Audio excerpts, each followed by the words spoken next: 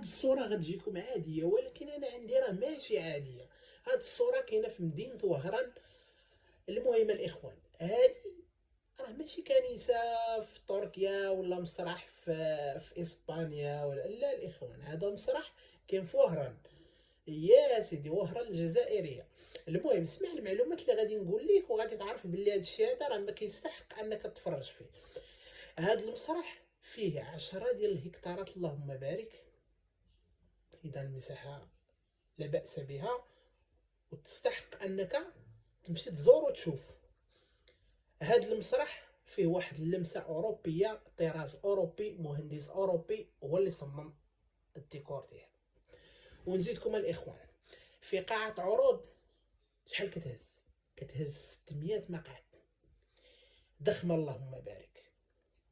ونزيدكم الإخوان معلومة ما كتعرفوهاش، معلومة غادي تكونوا غافلين عليها بزاف.